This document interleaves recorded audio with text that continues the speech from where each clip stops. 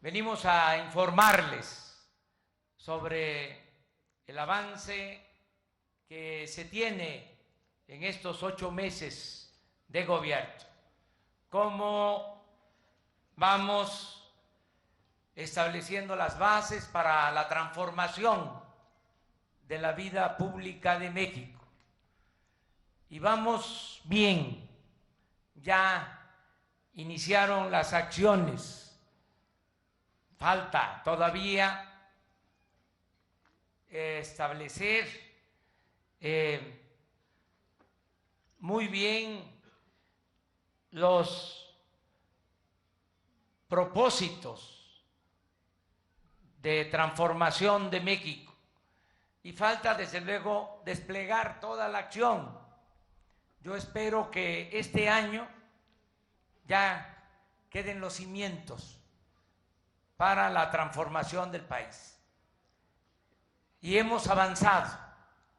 Les puedo aquí hablar de 20, 30, 40, 50 cosas que se han hecho de manera diferente.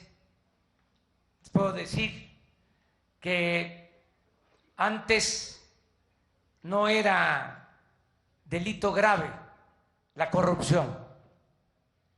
Estuvimos 25 años de esa manera, porque con Salinas se modificó el Código Penal para que no se considerara como delito grave la corrupción. Ahora se hizo ya una modificación constitucional y ya es delito grave la corrupción. Antes, por ejemplo, el que era acusado de corrupción podía salir bajo fianza. Ahora ya es delito grave, no puede el ratero salir bajo fianza. Esa fue una decisión importante. ¿Qué otras bases? Bueno, estamos llevando a la práctica el que no se permite la corrupción arriba, porque el cáncer de la corrupción se extendió porque se permitió arriba. La corrupción no se da de abajo hacia arriba, se da de arriba hacia abajo. No es cierto de que el presidente no sabía o que engañaban al presidente o que fueron desleales los colaboradores del presidente. El presidente tiene toda la información y claro que sabe todo. Los negocios más jugosos que se hacen al amparo del poder público llevan el visto bueno del presidente. Entonces, si el presidente es honesto, pues tienen que ser honestos sus colaboradores y se dé el ejemplo y se va barriendo de arriba para abajo, como se barren las escaleras. Así se tiene que ir limpiando el gobierno de corrupción.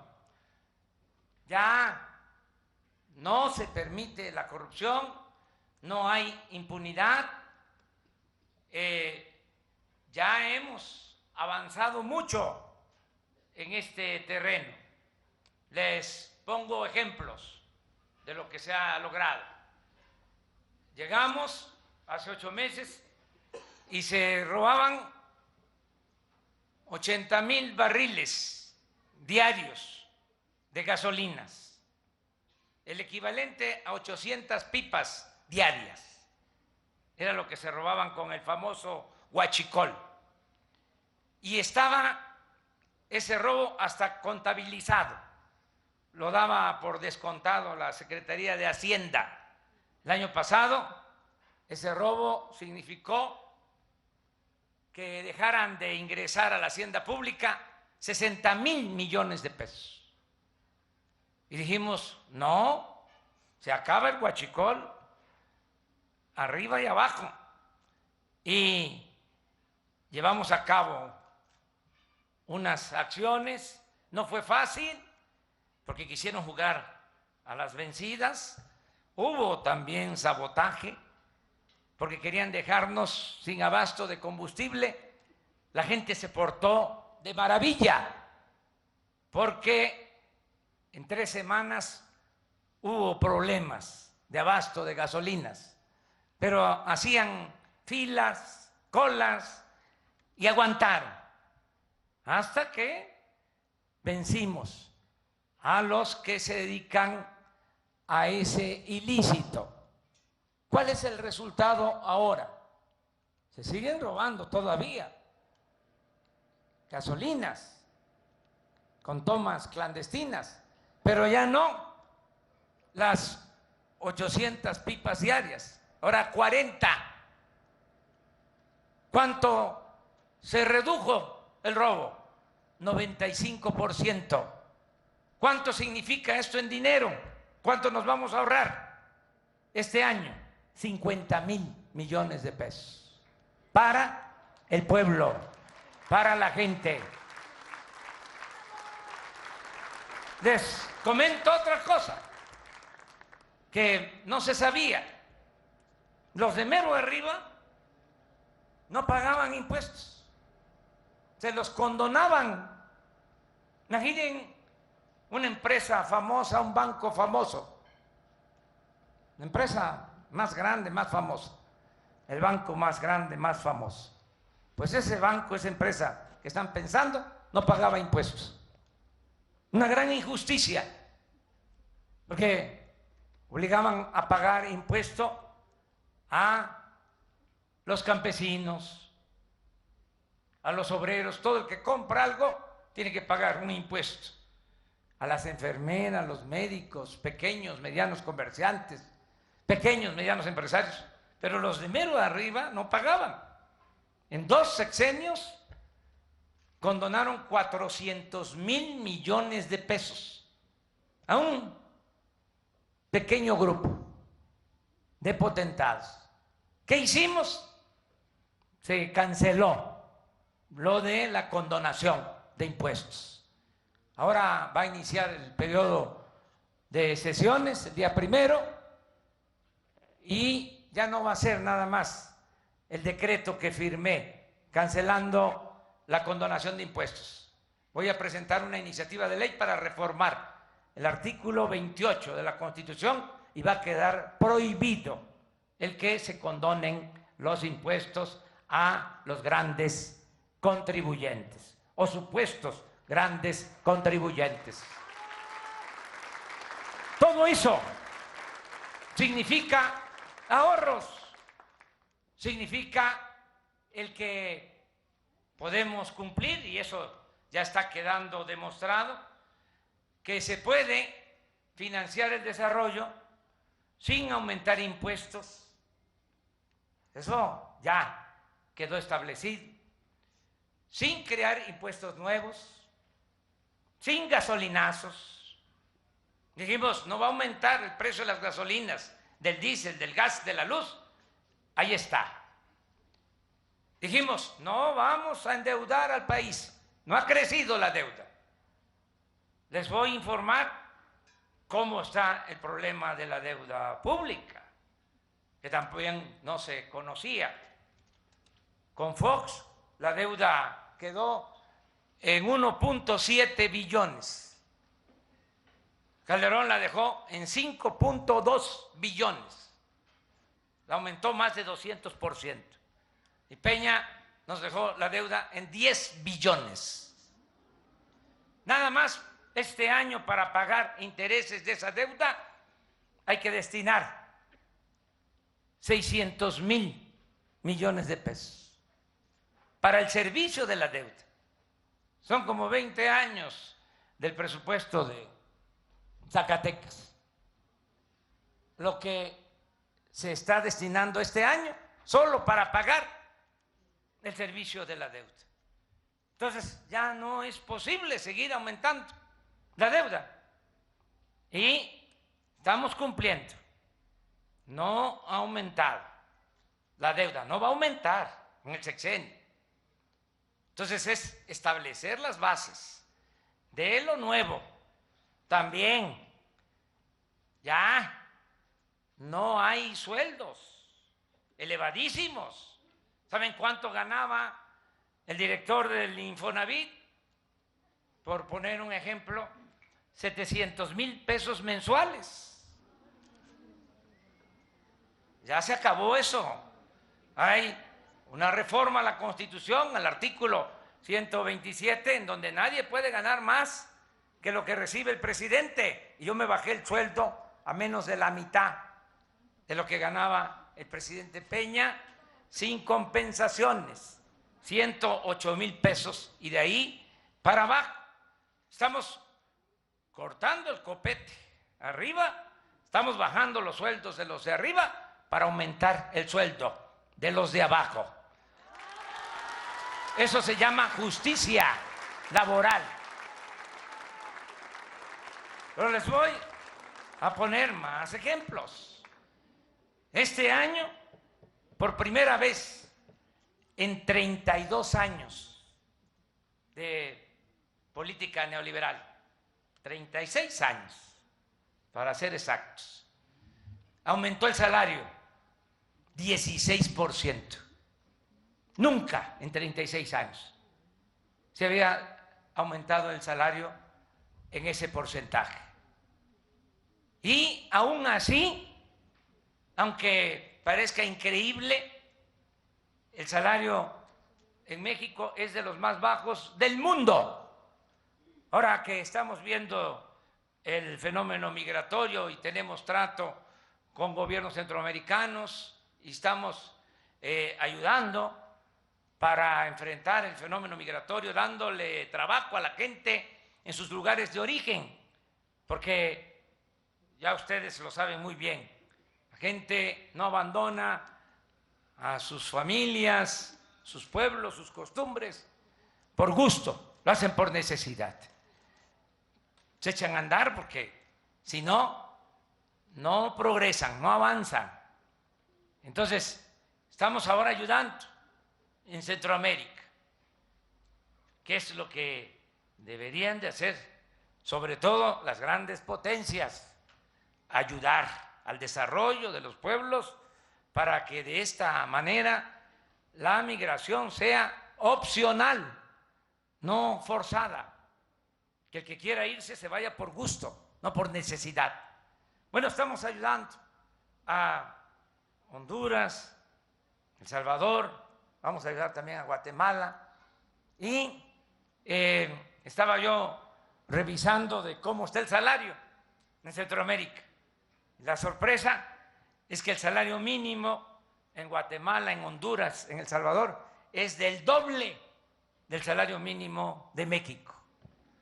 A pesar de ese aumento al que hice referencia. Porque en 36 años se dedicaron a disminuir el poder adquisitivo del salario. Nada más piensen que hace 30 años un salario mínimo alcanzaba para comprar 50 kilos de tortilla. Y el salario mínimo ahora alcanza para comprar 6 kilos. Así, de esas dimensiones ha sido la pérdida del poder de compra de los trabajadores. Así se ha empobrecido al pueblo. Entonces, sí se están llevando a cabo cambios, ya no existe el Estado Mayor Presidencial, ya desapareció. ¿Saben cuántos cuidaban al presidente? 8,000 elementos. Ni a Donald Trump lo cuidan tantos elementos. Ya todos esos elementos pasaron a la Secretaría de la Defensa. a cuidar al pueblo. Al presidente lo cuida la gente. El que lucha por la justicia no tiene nada que temer.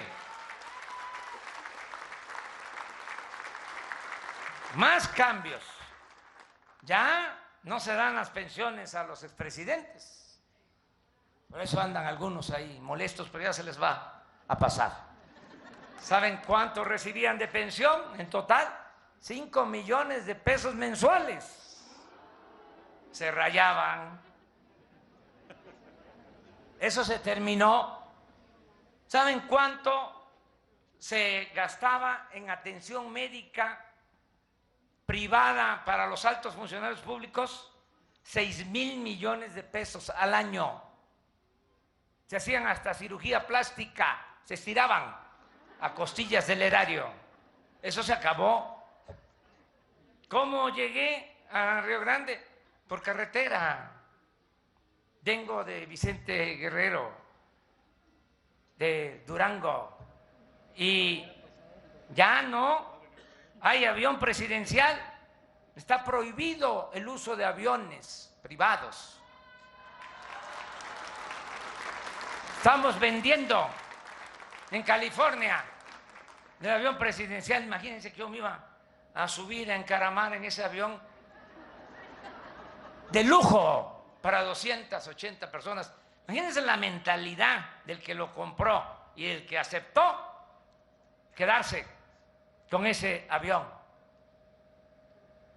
con recámaras, con restaurante, así, de ese ancho, 20, 25 metros por 70 de largo, para ir a Europa en 10 horas, sin recarga de combustible. Iba a terminar costando 7,000 millones de pesos. Ya está en venta. Lo mismo, aviones, helicópteros, 75 aviones y helicópteros. Usaban los helicópteros hasta para ir a jugar golf. Todo eso se terminó. Por eso también tenemos presupuesto. Hay ahorros y tenemos finanzas públicas sanas. Y por eso ya estamos cumpliendo. Ya empezaron los programas de bienestar, ya los adultos mayores, aquí en Río Grande, en todo Zacatecas, ya están recibiendo sus pensiones, no 1,160, 2,550 pesos bimestrales, y para todos, porque antes no se le entregaba ese apoyo a quienes tenían una jubilación del ISSSTE o del seguro, ahora es universal. 8 millones de adultos mayores del país tienen este derecho. ¿Cuánto es la inversión de este programa? 110,000 millones de pesos. Es algo muy importante. Es una recompensa a los adultos mayores por su contribución para que vivan con un poco de holgura en el último tramo de su existencia. Y se da a todos, a ricos y a pobres, para que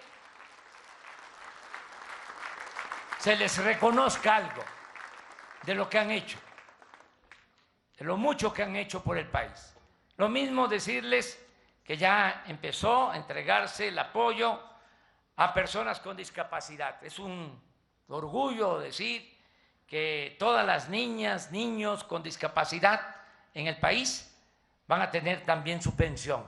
Ya están recibiendo su pensión, 2,550 pesos bimestrales. 1 millón de discapacitados.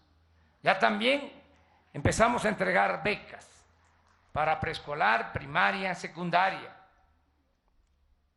Estas becas para familias de escasos recursos económicos, de manera universal, es decir, para todos, becas a estudiantes de nivel medio superior. Todos los que estudian en el nivel medio superior, aquí por ejemplo en Río Grande, de acuerdo al censo, están estudiando en colegios de bachilleres, en escuelas técnicas, 2.530 de estudiantes. Ya han recibido este apoyo, esta beca de 1.600 pesos bimestrales, el 95%, todos los que estudian en el nivel medio superior. ¿Por qué estamos actuando así? Porque a todos los estudiantes se les está ayudando de esta manera, porque este nivel de escolaridad es el más riesgoso, porque es donde hay más deserción escolar. Los que estudian la prepa son los que más abandonan la escuela y coincide con la edad de la adolescencia, y queremos mantener a los jóvenes estudiando, porque es 1000 veces mejor mantener a los jóvenes estudiando que tenerlos en la calle. Entonces, por eso este programa. También aquí en Río Grande, de acuerdo al informe que me han entregado, ya 288 estudiantes de nivel superior, de nivel universitario, solo aquí en Río Grande, están recibiendo becas de 2.400 pesos mensuales, 288 en este municipio. También estudiantes de familias de escasos recursos económicos. Y aquí, en Río Grande, se está aplicando el programa Jóvenes Construyendo el Futuro. Este es un programa muy interesante porque los que no están estudiando y no tienen empleo son contratados y se les da trabajo como aprendices en talleres, en empresas, en comercios, y se les paga un sueldo, 3.600 pesos mensuales. Ahora que visitamos el hospital y también en Durango me lo reclamaron, me decían que los becarios, los que están terminando la escuela de medicina y están aquí becados como pasantes, reciben 3.500, y los jóvenes del programa Jóvenes Construyendo el Futuro, que antes de manera despectiva les llamaban ninis, que ni estudian ni trabajan, ahora están recibiendo 3.600 pesos mensuales. ¿Cuántos están trabajando en estos 8 meses? ¿Cuántos están trabajando? 900,000 en el país. Ya vamos a llegar a 1 millón y la meta es llegar a 2.300.000 jóvenes. Tenemos un presupuesto este año para este programa de 44,000 millones de pesos. Esto es muy importante porque es jalar a los jóvenes con el estudio, con el trabajo. Porque si no lo hacemos nosotros, los enganchan para tomar el camino de las conductas antisociales. Por eso también me dio mucho gusto visitar el hospital y constatar que tienen el programa CARA, que es para atención a jóvenes, adolescentes. Es muy importante la atención a los jóvenes, no darle la espalda a los jóvenes. Por eso, entre otras cosas, se desató la inseguridad y la violencia, porque no se atendió a los jóvenes. Las cárceles están llenas de jóvenes, los que pierden la vida, jóvenes. En las bandas, muchos jóvenes. Ayer en Guanajuato se atrapó a un grupo, 14 delincuentes. De esos 14, 2 de 16 años. Y se presume, aunque no se puede afirmar nada, que tuvieron que ver con los asesinatos de Michoacán. Pero aquí lo que quiero subrayar es cómo, si abandonamos a los jóvenes, no solo estamos actuando de manera injusta inhumana, sino también estamos empujándolos a que tomen el camino de las conductas antisociales. Ya cambió la política, ya no es reprimir, masacrar, ahora es atender las causas que originan la inseguridad y la violencia. No se puede enfrentar la violencia con la violencia, no se puede apagar el fuego con el fuego, no se puede enfrentar el mal con el mal. El mal hay que enfrentarlo haciendo el bien, y la paz y la tranquilidad son frutos de la justicia. Y así vamos a ir serenando a Zacatecas, serenando a todo el país con esta nueva estrategia. En el caso del campo, también ya empezaron a llegar los apoyos. Hay un poco de inconformidad en el caso del campo y también en la aplicación de otros programas y también en la aplicación de la nueva política. Es natural, porque se están afectando intereses de los que dominaban, los que se sentían dueños de México. Imaginen si van a estar contentos los que no pagaban impuestos y ahora tienen que pagar. Pues ni modo que aplaudan, ni modo que estén contentos los expresidentes si ya no tienen la pensión. Entonces, sucede en todo. Los medios de comunicación, pues es que formalmente recibían 10,000 millones de pesos. Ya bajó a 4,000. Son 6,000 menos. Pues ni modo que estén aplaudiendo, ¿no? O le estén quemando incienso al presidente. No.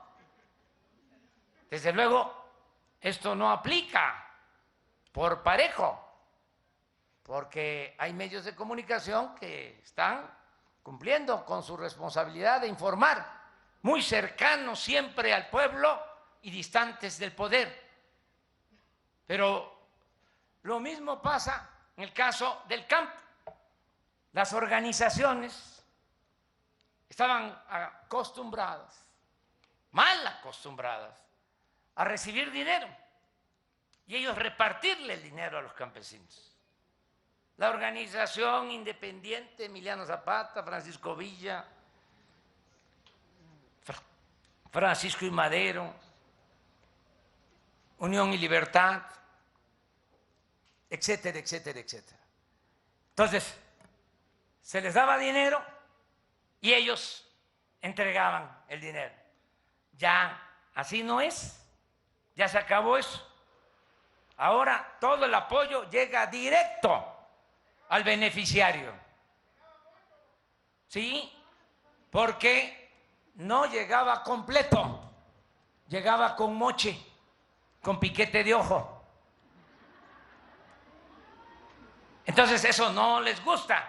Entonces están haciendo paros y que quieren que yo les dé el recurso. El año pasado, nada más de lo que era Sedesol y Agricultura, 3,500 millones de pesos a las organizaciones. ¿Y qué hacían?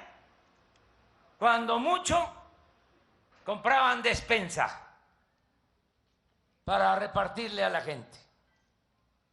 Ni siquiera el frijol bueno de Río Grande, sino frijol con gorgojo. Y ellos se quedaban. Ya eso ya no. Ahora lo que era el Procampo es directo y también recibían apoyos los de más arriba, los de abajo, nada.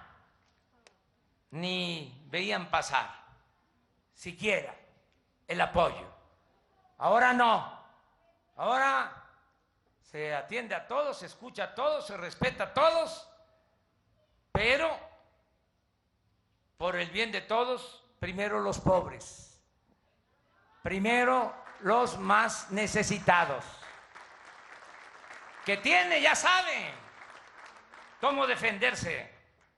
El Estado tiene que ayudar al desposeído, al pobre. Esa es su función principal. ¿Qué es la justicia?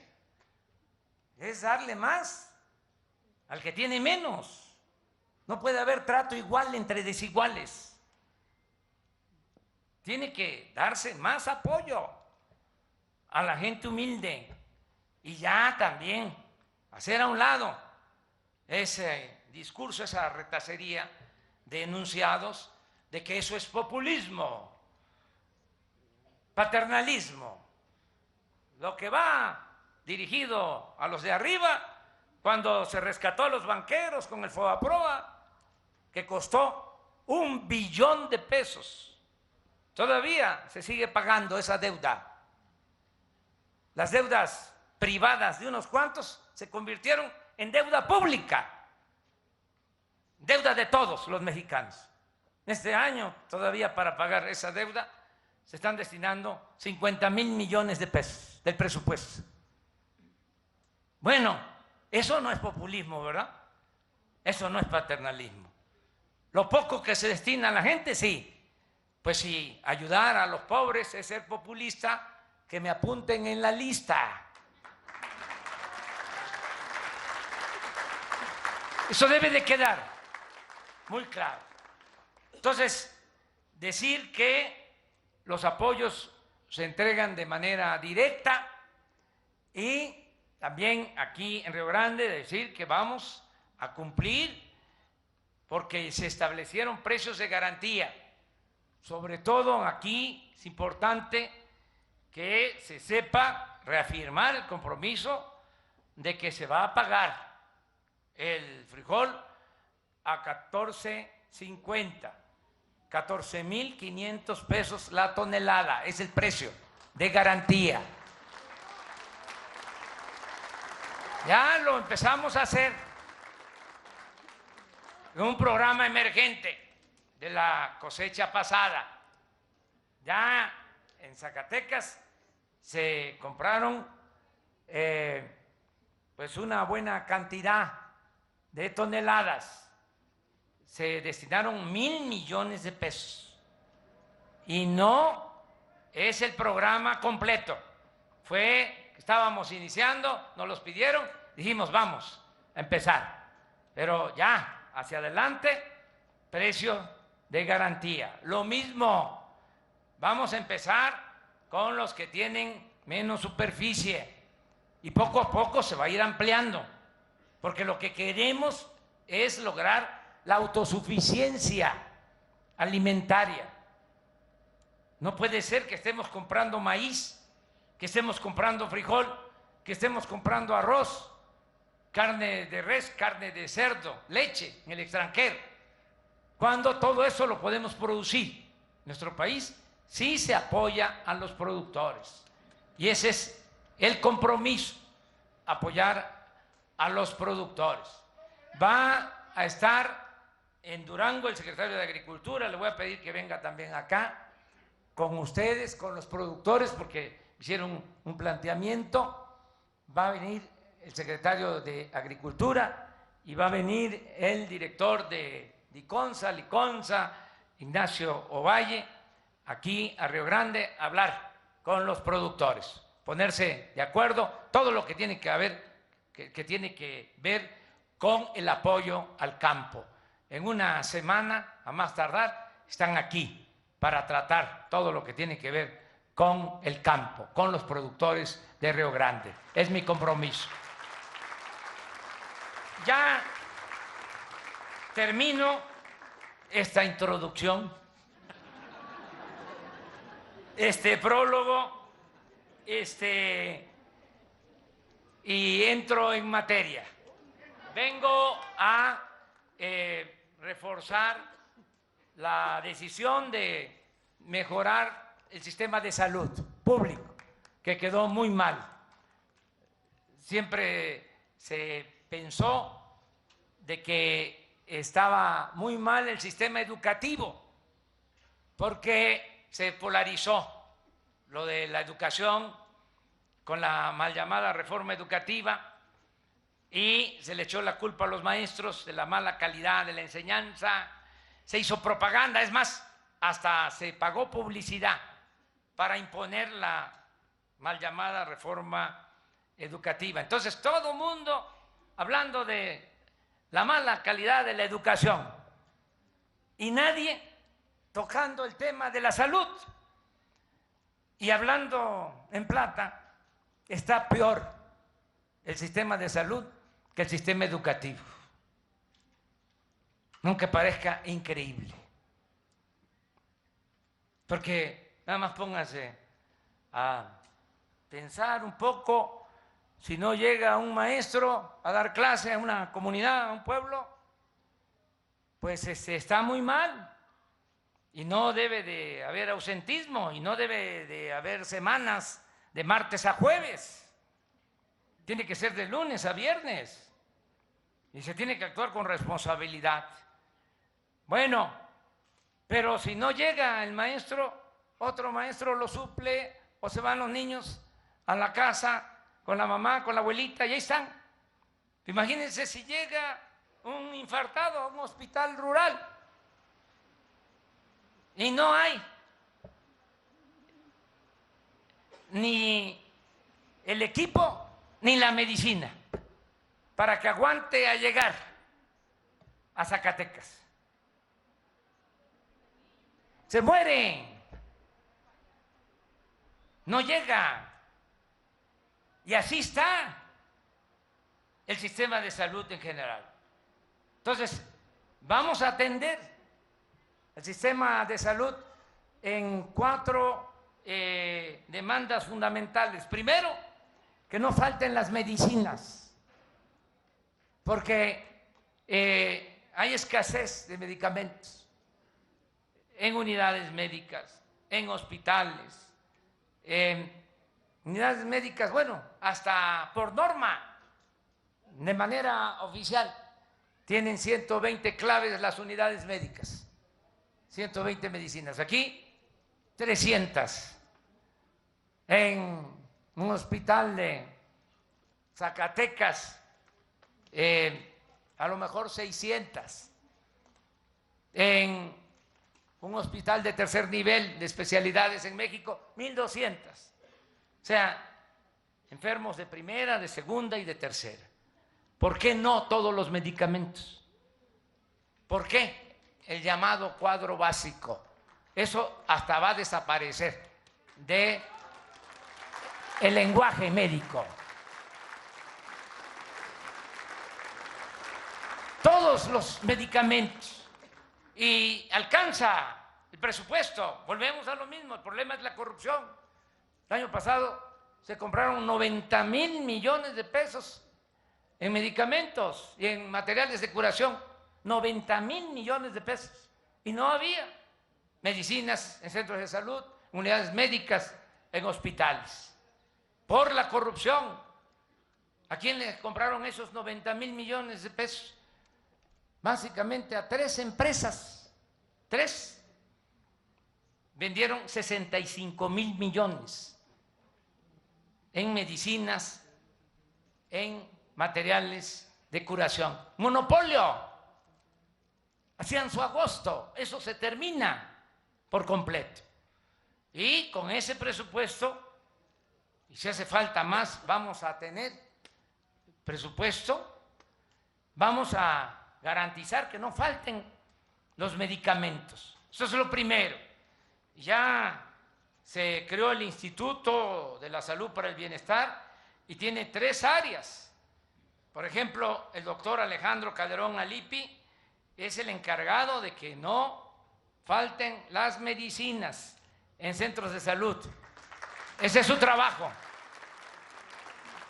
Resolver el problema del abasto y llevar todas las medicinas hasta las comunidades más apartadas.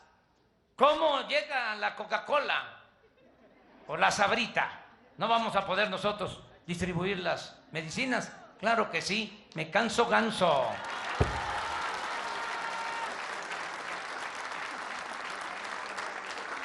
Lo segundo, médicos.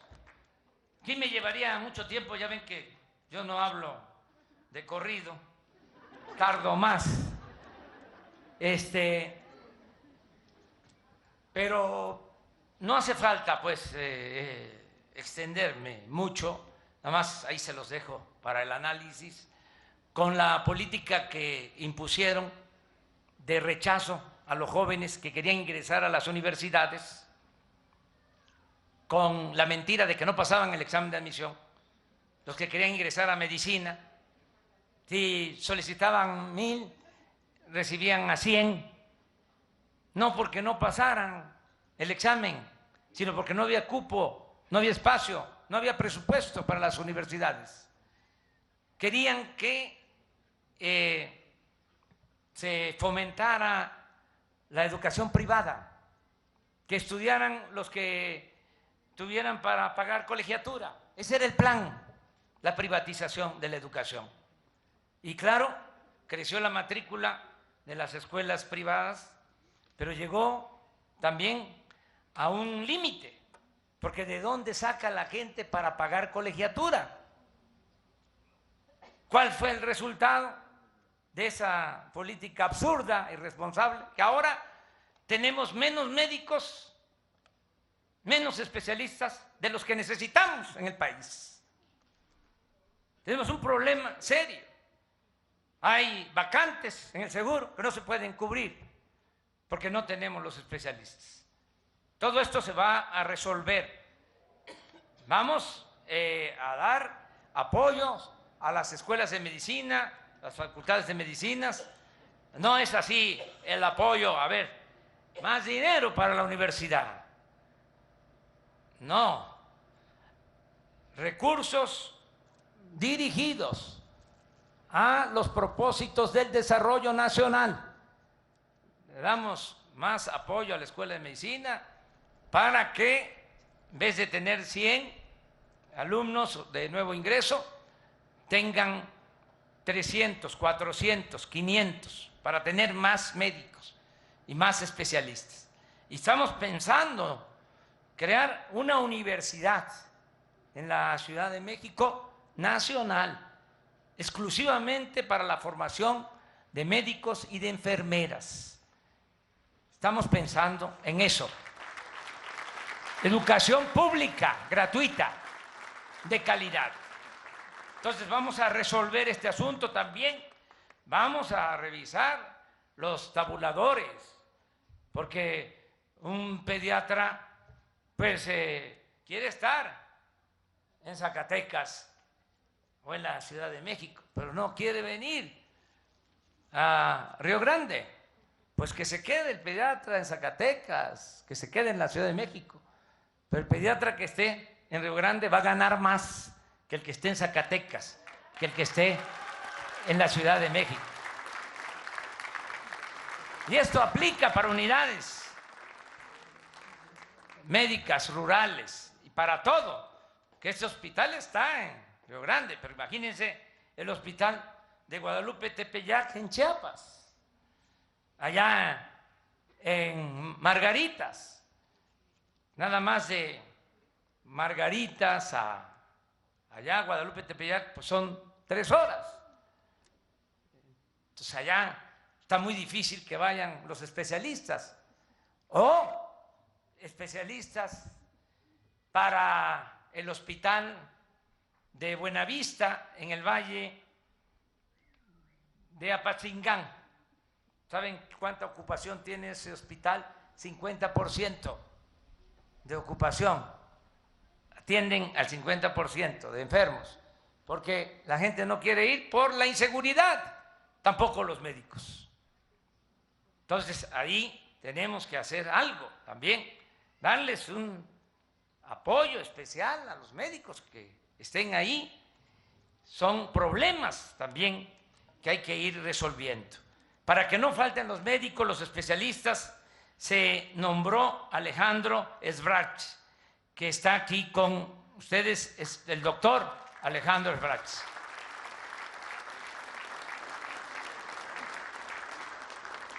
Él es el responsable. Tercero, el mejorar las instalaciones, todo lo que son instalaciones médicas, equipo. Se nombró al arquitecto Carlos Sánchez Meneses, que está aquí también con ustedes. Ampliar centros de salud, rehabilitarlos, terminar obras inconclusas, equipar las obras.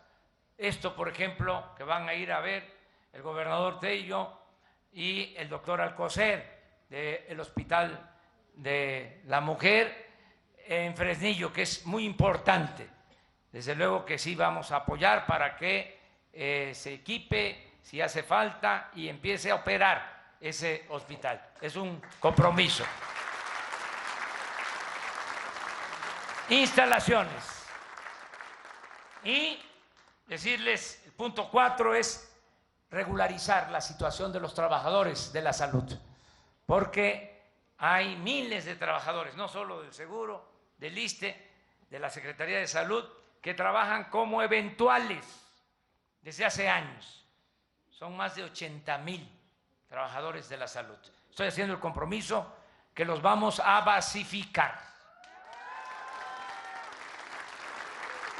No lo vamos a hacer de la noche a la mañana, va a ser un proceso, pero sí estoy haciendo el compromiso de que antes de que termine el gobierno van a quedar basificados todos los trabajadores de la salud. Vamos a comenzar ya con los que tienen más antigüedad.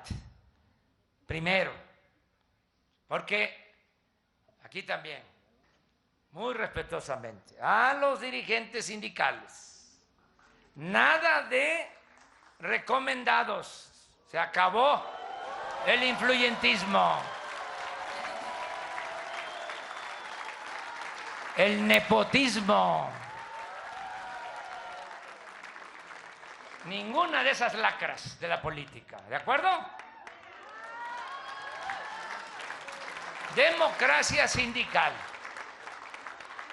Entonces, primero los que tienen más antigüedad, nada de que llegó un recomendado, aquí viene el recomendado del chivo, del borrego, ¿no? Que trajo la vaca, que regaló un caballo al líder, ¿no? Y ahora, el que tiene más tiempo ahí se queda esperando. No, primero la antigüedad, segundo, el buen comportamiento. Ver cómo han actuado, porque hay quienes han estado trabajando con abnegación, con entrega, y merecen ser reconocidos. Y tercero, la disponibilidad de recursos. Aquí el gobernador Tello habló, en efecto, vamos a ampliar el presupuesto de salud, 40,000 millones este año y 40,000 el próximo, 80,000 millones. Además de lo que ya se tiene, 40,000 para financiar estas 4 acciones: medicinas, médicos, infraestructura y basificación de los trabajadores. Conozco desde hace mucho tiempo este programa, casi igual que cuando nació la directora de este hospital. Yo muy jovencito, casi un chamaco, en 1979 era yo director del Instituto Nacional Indigenista en Tabasco. Era yo delegado de Coplamar en Tabasco, hace 40 años. Y así, en ese entonces, ese año, nació el IMSS Coplamar. Entonces lo conozco porque me tocó iniciar con la creación de las unidades médicas rurales y con la construcción de los primeros hospitales que se hicieron. Primero las unidades médicas y luego los hospitales de 40 camas de el IMSS Coplamar.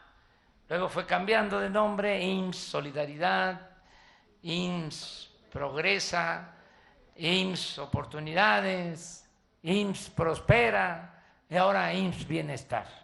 Lo más importante es que se ha mantenido el programa. Lo vamos a reforzar y se va a mejorar la atención médica propósito es garantizar lo que está establecido desde hace años, desde hace 25 años en la Constitución. En el artículo 4 se reformó la Constitución y quedó establecido el derecho del pueblo a la salud, pero es letra muerta, que como aquí lo dijo el gobernador Tello, el 60% de los habitantes de Zacatecas no tienen seguridad social. Entonces solo se pueden atender en hospitales del IMSS Bienestar, en centros de salud, en hospitales de la Secretaría de Salud. Entonces vamos a mantener los dos sistemas, el sistema de derechohabientes, sistema de régimen ordinario, del seguro, del ISSSTE, y el sistema de atención a la población abierta, atención médica y medicamentos gratuitos. Y tenemos el reto de que vamos a lograr en poco tiempo tener un sistema de salud pública de primer orden. Ese es el compromiso. Estoy recorriendo todos los hospitales y voy a seguir recorriendo el país.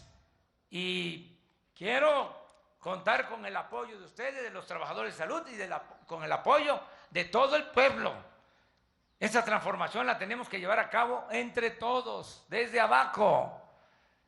Y que me ayuden, que todos, no solo el gobernador, no solo los servidores públicos, todos los ciudadanos a ayudar a empujar el elefante, porque el gobierno federal quedó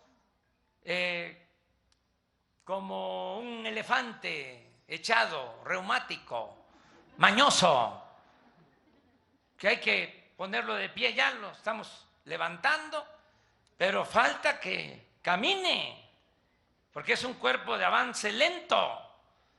Entonces hay que empujarlo. ¿Me van a ayudar a empujar el elefante? Eso es todo. Gobierno del pueblo, para el pueblo y con el pueblo. Con ustedes. A llevar a cabo la cuarta transformación de la vida pública del país. Y ya van a venir las elecciones. Entonces, cada quien su partido. Pero si no hay elecciones, si es época interelectoral, es decir, que ya están electas las autoridades, pues vamos a trabajar juntos. Partido, como su nombre lo indica, es una parte, gobierno es todo. Tenemos que unirnos todos para llevar a cabo la cuarta transformación de la vida pública del país. No pelearnos. Hay esta gran tarea y tenemos la dicha enorme de estar participando en un proceso de transformación. Imagínense, hay veces que pasan años, décadas, siglos y no se mueve nada, todo permanece inmóvil. Ahora nos toca a nosotros estar en la cresta de una ola de transformación. ¿Cuánta dicha? Han habido nada más 3 transformaciones en la historia del país: la independencia, la reforma, la revolución. Nosotros estamos llevando a cabo la cuarta transformación de la vida pública del país, además sin violencia, de manera pacífica, porque las 3 transformaciones que han habido por las circunstancias se tuvieron que hacer con las armas. Nosotros tenemos esta fortuna de poder transformar sin violencia, de manera pacífica, y no por eso van a ser cambios cosméticos, no, cambios profundos. Vamos a arrancar de raíz el régimen de corrupción, de injusticias, de privilegios. Vamos a hacer historia. Entonces, no dejemos pasar la oportunidad y no nos estemos peleando. Hay que unirnos todos. La patria es primero. Dio mucho gusto estar aquí en Río Grande. Muchas gracias de todo corazón al pueblo de Río Grande, al pueblo de Zacatecas, a las enfermeras, a los voluntarios, a los jubilados, a los médicos, a los directivos. Muchas gracias al gobernador de Zacatecas por su apoyo, por su colaboración. Dio mucho gusto estar con ustedes. Muchas gracias. ¡Que viva Río Grande! ¡Que viva Zacatecas! ¡Viva México! ¡Viva México! ¡Viva México! Desde la comunidad de Río Grande, en Zacatecas, el mensaje que ofrece esta tarde el presidente Andrés Manuel López Obrador. Y nosotros...